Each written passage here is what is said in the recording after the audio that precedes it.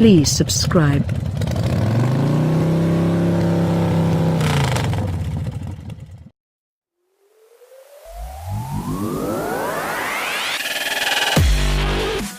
It's like being the last of your friends to see a movie.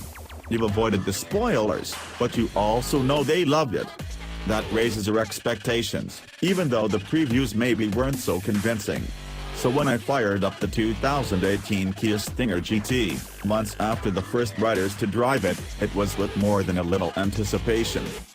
You see, most of my cohorts in the car business had already driven the Stinger, at the Nürburgring Nordschleife, no less.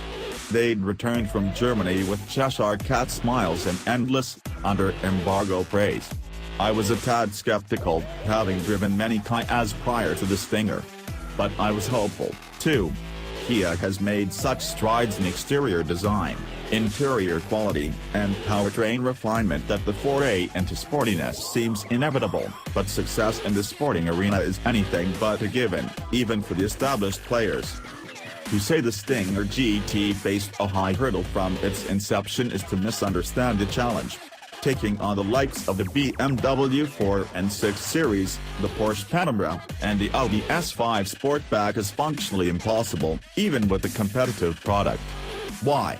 Because Kia lacks the heritage, reputation, and brand cachet of the German luxury marques.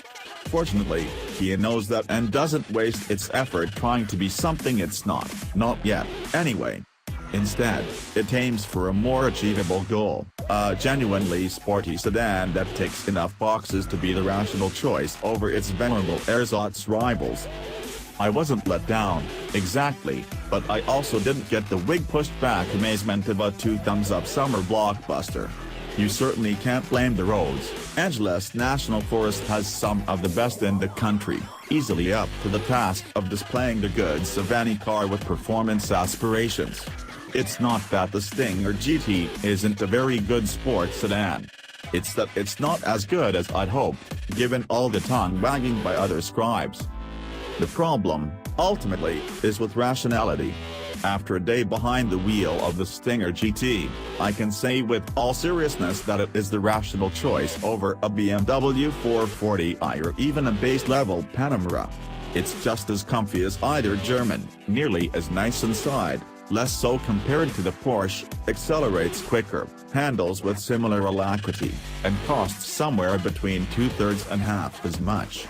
But as much as the world's luxury brands tout their engineering, their build quality, and their design, the rational decision, made with dollars and cents, not emotions and desires, will only rarely land you in one of their cars. There's passion in the Stinger GT, though. With Albert Biermann, former vice president of engineering at BMW's AIM GmbH, at the helm of Hyundai Kia's vehicle testing and high-performance development group, the Stinger has real performance bona fides despite having no heritage to draw on in the rear-drive sports sedan arena.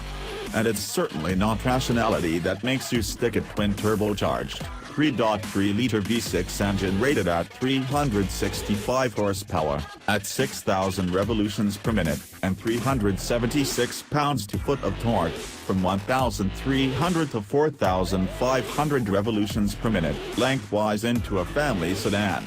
Rationality does strike with the use of an 8-speed automatic transmission, but that's quickly forgotten when you realize, upon turning off all the electronic nannies, that the instrument panel is telling you launch control is now available.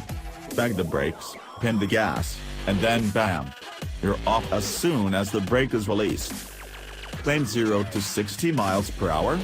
Just 4.7 seconds. It feels faster. Fortunately, the 4-piston Brembo brakes up front do their work neatly, hauling the car down from speed with reasonable feel. Turn in for a hard corner, and you'll notice the lack of initial body control, letting the car almost flop into the turn. I suspect this is down to the tuning of the progressive rate springs, rather than damping, and it pays dividends in ride quality, but it leaves the Stinger GT feeling a bit softer and lazy on the front end, especially when compared back-to-back with the Porsche Panamera. Once the car has leaned sufficiently to reach the higher rate portion of the springs, however, body motion is well controlled, and transitioning to profitable throttle application is easy.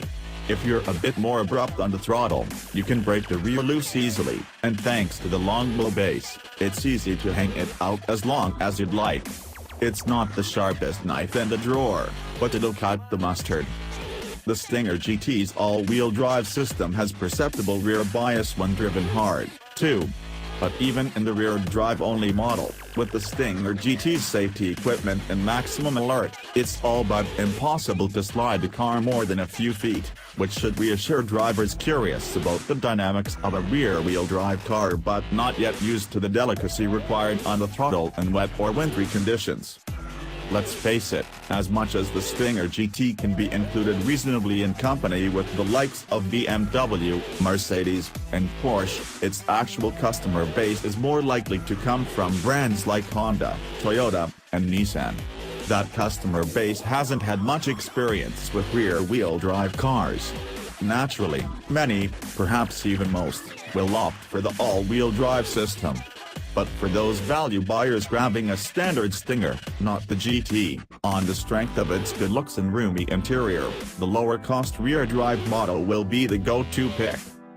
Maybe, just maybe, if we're lucky, those matinee Stingers will become cult classics and, like Repo Man or The Big Lebowski, grow a culture of midnight showing enthusiasts around them, inoculating yet another generation with the love of rear-drive sports sedans and cars that are about more than just the basics, even while being basic.